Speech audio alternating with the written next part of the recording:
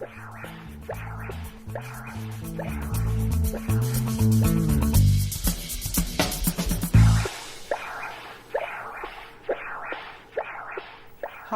I'm Andreas. I'm working in a cardiology department in Vienna, Austria, and I'm happy to present to you the next chapter, and that's pulmonary hypertension and right heart disease.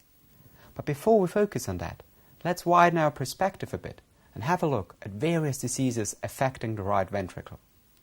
In some cases, like chronic thromboembolies, as you can appreciate in this huge thrombus that has been surgically removed from the pulmonary artery, or in this ASD type 2, the impact on the right heart is pretty obvious. In other conditions, like drugs, hemolytic anemia, HIV infection, smoking-induced COPD, or liver cirrhosis, the influence on the right heart is not that obvious at the first glance. But they do have one thing in common. All of them can cause pulmonary hypertension. So what's the definition of pulmonary hypertension? Well, it's defined as an increase of mean pulmonary arterial pressure equal more than 25 millimeters of mercury at rest. This is usually assessed invasively by right heart catheterization. Normal values range between 11 and 17 with an upper limit of normal of 20 millimeters of mercury. The significance of values between 21 and 24 is still unclear. After the first clinical classification was proposed in 1973, the Evie and Venice classification suggested 5 groups, according to pathological, pathophysiological, and therapeutic characteristics. Finally, maintaining this philosophy and organization, a consensus agreement was published in 2008 during the 4th World Symposium on pH held in Dana Point, California. This table provides an excellent overview of disorders leading to pH. When I first saw this long list, I was pretty impressed, as I never thought of so many causes of elevated pulmonary arterial pressure. So let me guide you through this busy slide. We mainly distinguish 5 groups: diseases affecting the distal pulmonary arteries, the so-called pulmonary arterial hypertension, or PAH, which comprises idiopathic or heritable disorders, as well as drug-induced and toxin-induced ones.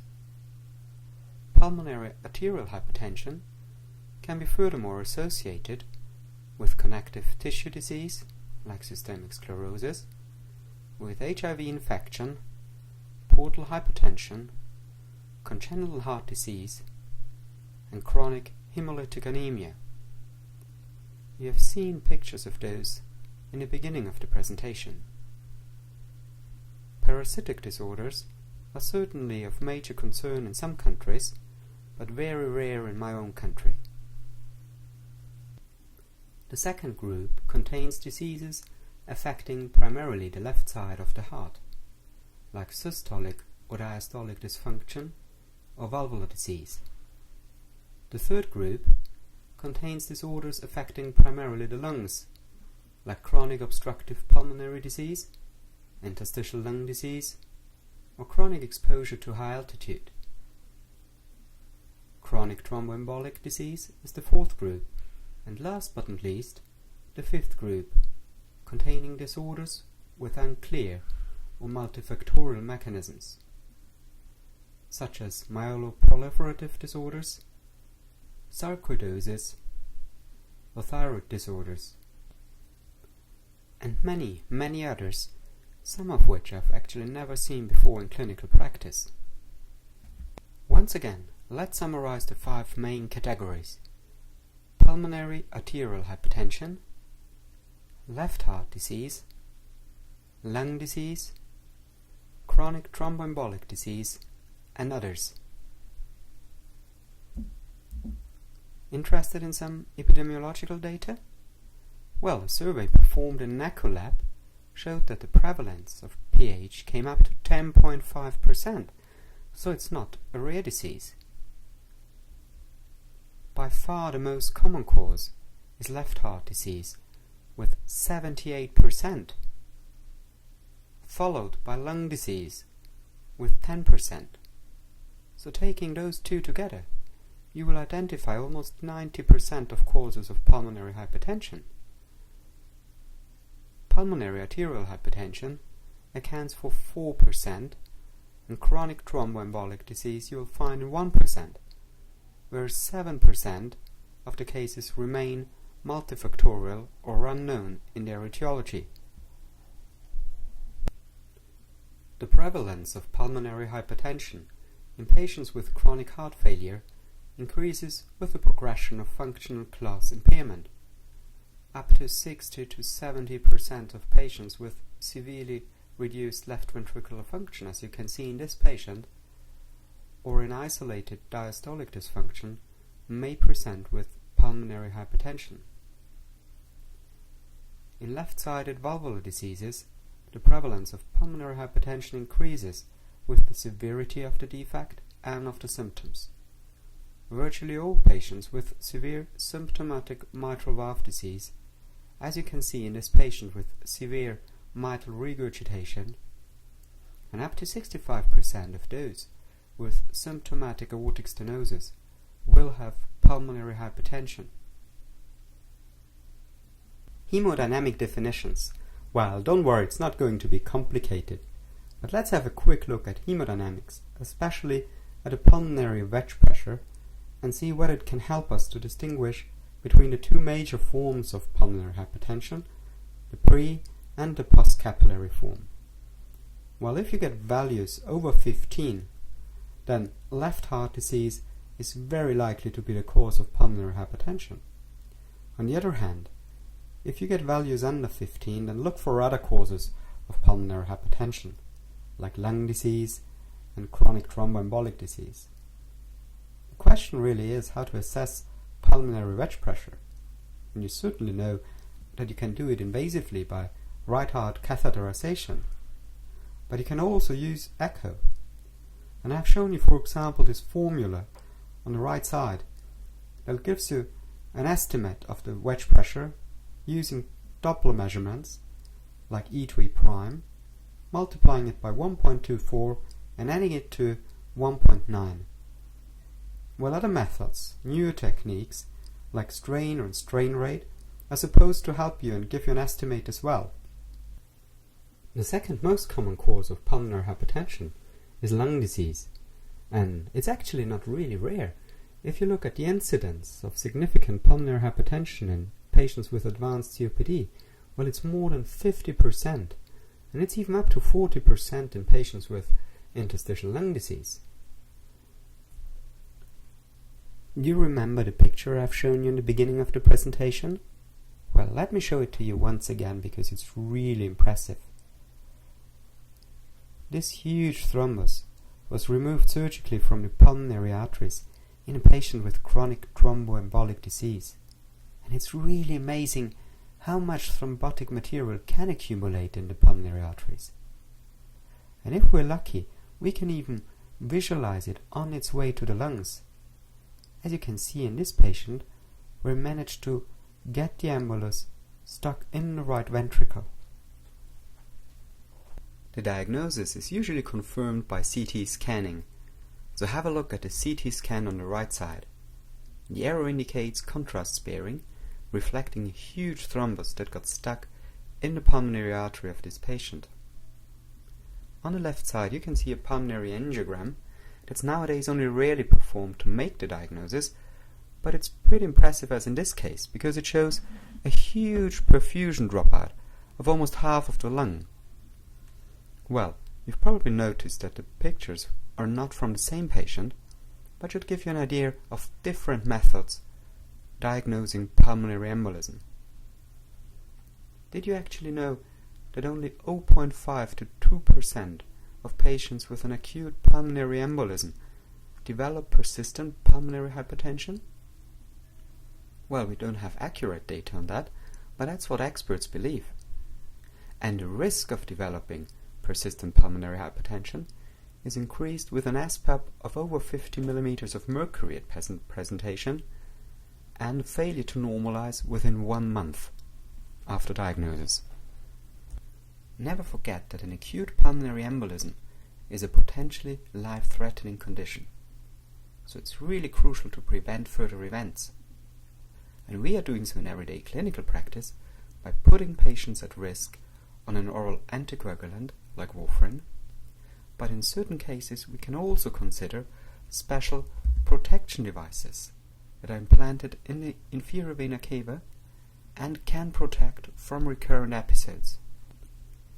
Do you still remember the classification of pulmonary hypertension? Well, here's group number 5, and that was the group with unknown or multifactorial etiology. And it comprises actually a long list of different conditions, like for example sarcoidosis, as you can appreciate on the chest x-ray on the right side, with bihilar lymphadenopathy or chronic renal failure, and so on and so on. But actually, don't want to stress too much on that group. The so-called pulmonary arterial hypertension group, and that's group number 1.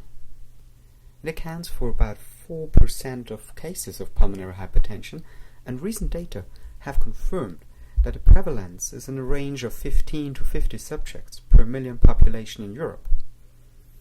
It comprises actually heterogeneous conditions that share comparable clinical and hemodynamic pictures and virtually identical pathological changes. So what are those pathological changes that they all have in common? Well, it's actually changes of lung microcirculation, progressing from early medial hypertrophy to end-stage plexiform fibrosis, leading to an increase in pulmonary arterial pressure. When it occurs in a familial context, germline mutations in the bone morphogenetic protein receptor 2 gene are detected in at least 70% of cases. But it also occurs sporadically after drugs like amphetamines or fenfluramine, which used to be taken as an anti-obesity medication. And pulmonary arterial hypertension can be further associated with different diseases like connective tissue diseases. Remember, systemic sclerosis is one of them, or HIV infection, portal hypertension, or chronic hemolytic anemia. Congenital heart disease can be associated with pulmonary arterial hypertension as well. An echo is certainly the method of choice to investigate for those and identify systemic to pulmonary shunt lesions. So have a look at the study on the left side. In this patient, you can see a huge ASD type 2. On the right side, you can see a patient with a ventricular septum defect. Well, we have been talking now about pathologies of the small vessels of the lung, and we have been talking about different causes of pulmonary hypertension. But did you actually know who discovered pulmonary circulation? Well, you can see him on the left side. It was Ibn al-Nafis. He was born in Damascus, and he discovered pulmonary circulation 1213. And he was the first to understand the function of the right heart, the function of the pulmonary artery and veins, and thereby proving the theory of Galen wrong, who assumed invisible pores in the septum to the left side of the heart, where he thought that the blood mixes with air to create spirit. Back from history to recent data from registries, associated diseases account for a bit more than 50%. In these conditions, you will usually find presenting symptoms of the underlying disorder. Unfortunately, that's not the case in the idiopathic and heritable group. And as they account for about 43%, it's really crucial to identify them very early, especially as prognosis worsens dramatically with an increase in the clinical WHO class. And have a look at the diagram on the left side. Patients in WHO class 4 have almost the same prognosis like patients with advanced lung cancer. And that's pretty shocking. So what we have to do is identify those patients at an early stable phase to prevent this rapid decline and deterioration. But how can we do that? Well, unfortunately, symptoms are not specific at all. patients can present with an insidious onset of shortness of breath. They can have chest pain, syncope, peripheral edema, and so on.